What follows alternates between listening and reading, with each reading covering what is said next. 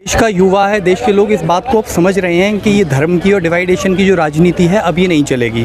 लोग इस बात को जान रहे हैं। आपके पास बहुत बड़ा एग्जाम्पल है प्रशांत किशोर, जो कि जिस जगह से वो जीते हैं वहाँ पर भाजपा के जो अध्यक्ष हैं उनका ये दावा था कि अगर यहाँ से कुत्ता भी खड़ा कर दिया जाए भारतीय जनता पार्टी का तो वही विजय होगा और कोई हो नहीं सकता है। तो उनके इस भ्रम को तोड़ते हुए और उनके इस जो उन्होंने एक्स्ट्रा ऑर्डिनरी एक माइंड में ये सेटअप बना रखा था कि किसी भी सूरत पर सिर्फ हम ही जीतेंगे, ये बहुत बड़ा उनका भ्रम टूटा है। और देश के अंदर ये एक अलग तरीके का अब दोबारा से देखिए लोगों के अंदर जागरूकता फैल रही है, लोग इसको जान रहे हैं मूलभूत मुद्दों पर और सही लोगों को अब चुना जाएगा। और ये अभी शुरुआत है और आगे भी आप देखिएगा किस तरीके से, जिस तरीके से प्रशांत किशोर की जीत हुई है भारत में और जगह भी आगे हौले हौले आप देखिएगा लोग ऐसे ही मूलभूत मुद्दों पर और जो बेसिक बातें उन्हीं पर ही लोग वोट करेंगे। नाराजगी है लोगों में अभी भी, जिस तरीके से जंतर मंतर पर प्रोटेस्ट हुआ, उसके बाद जिस तरीके से यहाँ पर उनका इस्तीफा हुआ, बिहार में भी कई सारे प्रोटेस्ट हुए, तो लोगों में नाराजगी थी बिहार के लोगों में। देखिए आप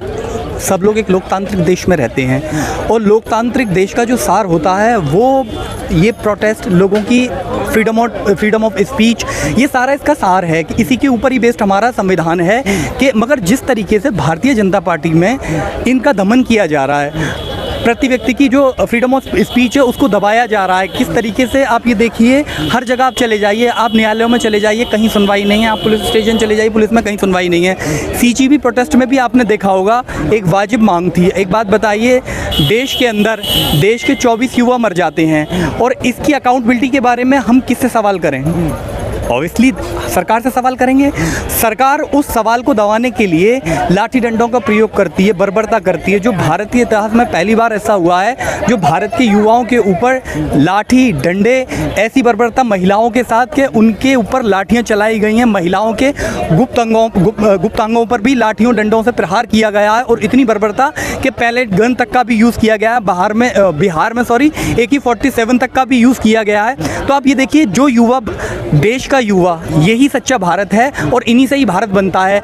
वो एक वाजिब सवाल करते हैं कि आपकी जो शिक्षा प्रणाली जो चरमरा गई है और इतनी भ्रष्ट हो चुकी है, इसमें सुधार कब होगा, जिसकी वजह से युवाओं की जान गई है। हम नए कानून बना तो रहे हैं, संसद में नई जो पेपर लीक को लेकर नए उन्होंने कड़क नियम को कड़ा किया है। ये उन्होंने कब कहा? ये जब कहा जब ये प्रोटेस्ट हो चुका और सरकार के जो प्रधान थे उन्होंने इस्तीफा जो दिया, शिक्षा मंत्री ने इस्तीफा दिया, उसके बाद ही तो कहा। मगर बात यहाँ ये नहीं है कि आपने ये बोल दिया कि हम बना रहे हैं कानून और इसमें सुधार आएगा। बात यह है कि आपने तो जब सत्ता में आए थे आपने बहुत वादे किए थे, आपने ये आश्वासन दिया था कि हम भारत की जो शिक्षा प्रणाली है इसको सुधारेंगे, चिकित्सा प्रणाली है इसको सुधारेंगे और सारी इन चीज़ों का हवाला देने के बाद मगर आप बात किसकी करते हैं? आप बात करते हैं एक धार्मिक मुद्दों की, मस्जिद मंदिर की।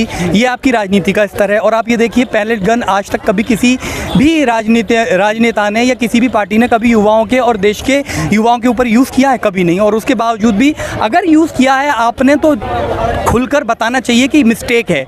ये बताना चाहिए कि पुलिस की मिस्टेक है, पुलिस का फेलियर है, या राजनीतिक मंच से या राजनीतिक नेताओं का फेलियर है। गृह मंत्री जी को ये आकर बताना चाहिए कि ये मेरी मर्जी से नहीं हुआ है, पुलिस ने अपनी बर्बरता ये अपनी मर्जी से किया है। ये बताना चाहिए कि जैसे आप अपनी तारीफ अच्छे कामों के लिए लेते हैं और उसकी आप बोलते हैं, अकाउंटेबिलिटी बोलते हैं कि नहीं मैंने ये अच्छा काम किया है और इसका सारा श्रेय मुझको जाएगा, तो जो गलत काम हुआ उसका श्रेय किसको जाएगा?